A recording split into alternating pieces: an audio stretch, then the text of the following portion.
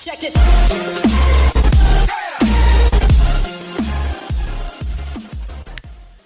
Hey everybody, welcome back. I know I ended the last video on FTP field test on a bit of a cliffhanger to see if I made my initial target which I set for myself, which was about 325 watts on 20 minutes. So now we'll be downloading the Garmin to the computer and I will be using a mix of three tools, Strava, Wattsboard and Veloviewer to analyze the data. Hope you enjoy the rest of the video. Ciao! Alright, let's have a look on how I did on the FTP test. So we start by having a look at the base tool, which is Strava. So you might remember from one of the previous videos that I've also pimped my Strava Chrome browser with the Elevate extension. So that's actually this button. That's the non-standard thing in Strava. We'll have a look at it later on. So here you can see the actual ride I did, right? So I started from home, I went to the river. This is where I did the part in the video where I was standing on the river. That's this point.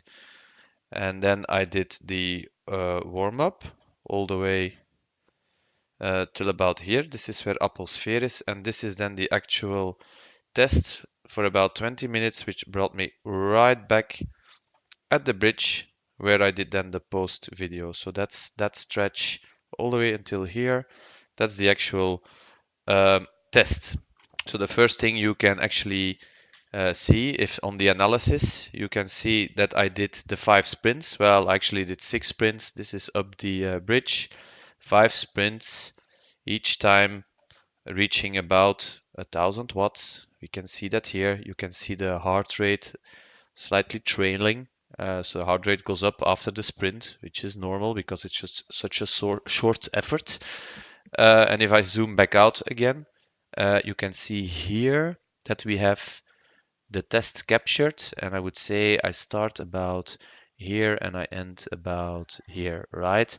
So this should be about 20 minutes. And if we look at that, you can see this is 47 minutes and it goes all the way till 1 hour and 8, so 21 minutes. This is the actual test. You can see Strava already tells me average heart rate was 180, and on this particular stretch, which I've now selected in Strava, average power 334 watts. So already giving a bit away about the clue. I wanted to do 320, 325 on 20 minutes. I did 334, 335, something like that. So I'm quite happy with that. So if we go back to the overview and then display the extended stats, you can see some things here, like it automatically gives me my best 20-minute power. It said it was a flat course, so this Elevate app can actually also analyze the course. Here you see my heart rate over the entire ride. So these two blocks are probably the test. So a couple of minutes in this block, a couple of minutes in this block. Here you can, so that's zone 5, that's zone 6. And here you can see 11 minutes in each, above 170, even 11 minutes and a half above 180. So that is the part of the where I do the actual test. Speed is less important here, the histogram of speed. Power is an important one, as you can see here.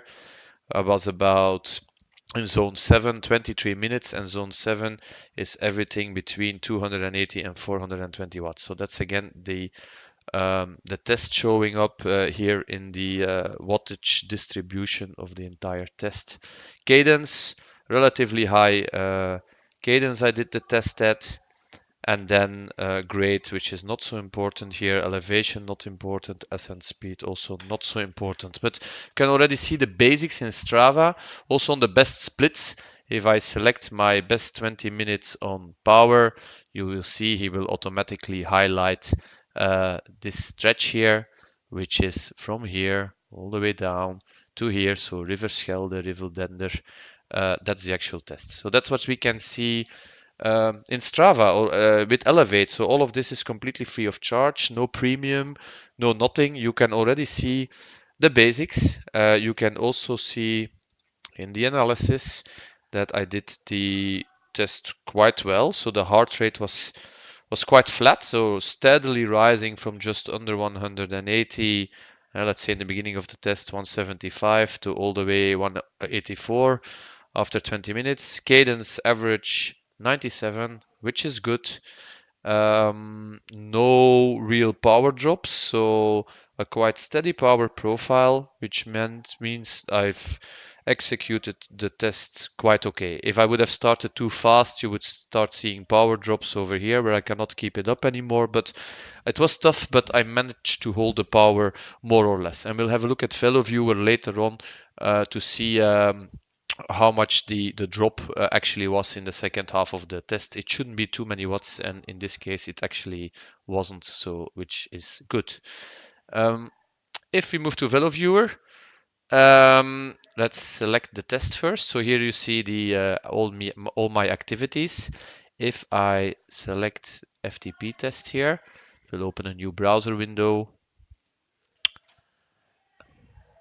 And we get a different view. So here you see the profile of the entire ride. Don't let the little bumps fool you, because this only goes from 0 meters till 20 meters. So it's actually completely flat. And the same profile obviously as on Strava. In Veloviewer, the green stuff means that it's actually grade almost zero. If this would be a steep climb, it would be red or even purple, that line. So this is where I did the test. You can watch it in 3D. There's not much to view in 3D in this particular case, of course, because yeah, it's a boring little course along the river, but that's also not the point of this ride. Segments also not so important, but what is important, the data. So you get a lot of graphs here, where the ones that are important are of course heart rate, power, again the sprints showing up. Also here you can zoom just like on Strava, but a bit more easier, and you can see all of the graphs syncing at the same point in time. So at this point in time, 900 or 1050 watts, 155 heart rate, 44 kilometers an hour, 91 RPM. And here the sprint stops, quickly going to, oh sorry, to no RPM, and the heart rate dropping again. Here you can then see the test. And what you can do within Veloviewer is you can go to best splits. It automatically calculates it, and here it's confirmed that I did my best 20 minutes in 336 watts, which I did at a heart rate of about 185. And Veloviewer then says, okay, if I take 95% of your heart rate, then I can actually also calculate your lactate threshold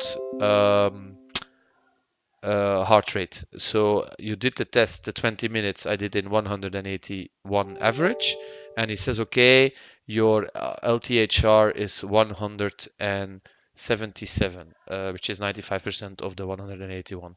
Here you can see, okay, wattage 336 watts on 20 minutes, which is an FTP of 319 watts. Now what you can also do is, okay, how did I do in if I would divide my test in 4 blocks of 5 minutes.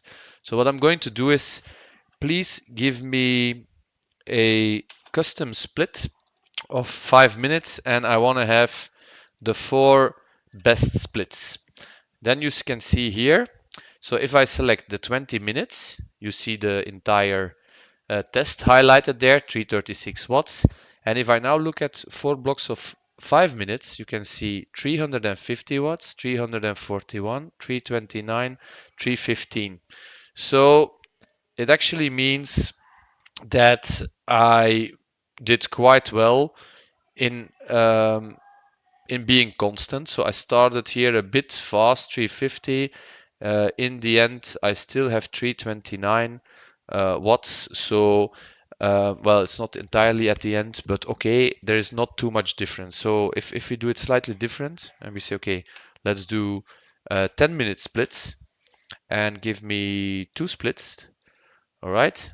Then what I can see is, here you can really see the first half of the test, 342 watts, second half 332, average 336. So that's quite okay. Only 10 watts dropped. Should have started maybe slightly less, but okay. I'm quite happy with the result there, and you can already, yeah, you can learn a lot. So if you click here on that split and then go to data, you can see um, the entire graph zoomed in on those 20 minutes. You can see my cadence again confirmed at 97, mean power, normalized power. Normalized power in this case is the same as average power, more or less, which is normal because it's supposed to be a steady state wattage effort. The rest of these graphs are all very interesting, but not maybe for this particular test. They can be interest for other analysis on other types of rides, so I'm not going to go into deep on this one. Breakdown. Well, this is also a nice one in Veloviewer. So this is actually for the entire ride. It shows you the grade, which is the color. So green is almost flat, yellow is like what is it, 2.5% to 7.5%, and then the direction you were riding in. So, for example, if I take the second half of the test, I was riding more or less south. You see here. If I zoom that in, he shows me the directions and the grade that I've been riding in. This can be really interesting also if you do it with a route, because if your route is a race you want to ride, you can really see which direction you are riding in, where in the course, and you can map that to that day's wind direction, for example. Are you going to have to go upwind or downwind? So that's a very neat little feature in Veloviewer. The 3D map is also very interesting, but not maybe for this ride because it's completely flat. But on a mountainous stage, it's quite interesting. So that's what I looked at in Veloviewer. And if we go to the activities, you can also see here that on this line, you can see which bike I rode it with, how many kilometers was the total ride, how much elevation did I do, which day of the week was it, what's the average power, what's the weighted power over the entire ride, max power. It was with a power meter. What was the cadence? So a lot of fields.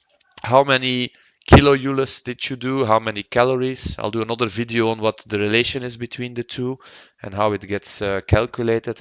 But really, Veloviewer I'm a pro member, so that's the only tool I actually pay. I pay about, what is it, 11 euros or so per year to Ben, the guy who invented it, Veloviewer, who coded it, and it's really a super tool. So for €1 a month, I can highly recommend it on top of Strava. It's got lots of cool features, which I will be doing on a video later on, like the Veloviewer infographic of the different years. But okay, that's all for another video. Um, so, what else? Well, there's one more tool which I also use a lot, which is Wattsboard. So Wattsboard is basically creating you on the dashboard your performance management chart with stress, fitness, balance, and ramp rate. We'll go into that also in another video. But what it also gives you, okay, the stress by day, what was your intensity factor on a certain ride, how much TSS did you rack up. Remember, for TSS to be correct, you do have to put in your correct FTP. If your FTP is not correct, your TSS will not calculate correctly. And here you can see your maximum power curve all time this year and in the date range. So in this date range, the 20 minutes, we should find back the 335 watts. So here, 20 minutes, date range 336 watts indeed. On Thursday, the February 21st is when I did that FTP field test. Max power profile, it also shows you, okay, 1 second, 5 second, 1 minute, 5 minutes, 20 minutes, 60 minutes is really how much watts per kilo can you do. So you should, of course, put in your correct weight. And then it tells you which kind of category racer you are. So for my 20-minute tests, for this period, the 336 one, it puts me at 4.3 watts per kilo on 20 minutes. So remember, FTP is 95% of that. And that makes me a category 2 racer for that kind of power profile. As you can see, my highest sprint, which was actually in that same ride, was of 5 seconds was 1070 watts, 1069 watts, 13.5 watt per kilo. That's actually not so good. That's only category 4. So my profile is I'm quite good on the 5 minutes, even better in the 20 minutes. I'm not so good in the 1 second and the 5 seconds. So I'm a bit slow. I'm not a sprinter. Remember, I'm the ambitious middle-aged man. I'm 43 years old, so I won't win any explosivity anymore at my age. But the duration here, the endurance, I should say, those stats are still pretty much okay for February. And then here you can see the same thing. So here is the test. That's the 20-minute block, putting me above the line here for category 2 rider.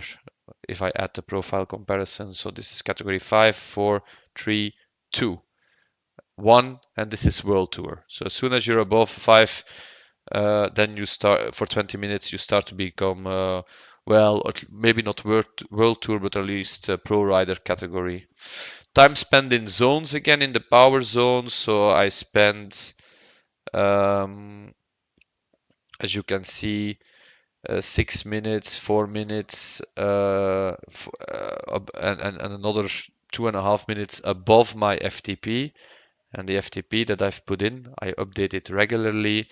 You see, I've put in 310 watts. Actually, I should update it because so I did the test the 22nd of February. It was 336 watts, 95% of that, which put me at 317 watts. But I haven't done it yet because yeah, in the beginning of the season, I'm always a bit careful with uplifting my FTP because the more FTP tests you do, the better you get at doing the test itself. So you get a bit of maybe a false result. So I left it at 310. I didn't put it at 317, my FTP. But okay, one or 5 watts more or less. That's actually not a big issue. And you can see Wattsboard is even so smart to notice that. He says to me, based on your rides over the past 30 days, we actually think your FTP is 319 watts. And why do I think it? Click here to see the ride that makes us think that. So if I click on that, I will get my FTP test right?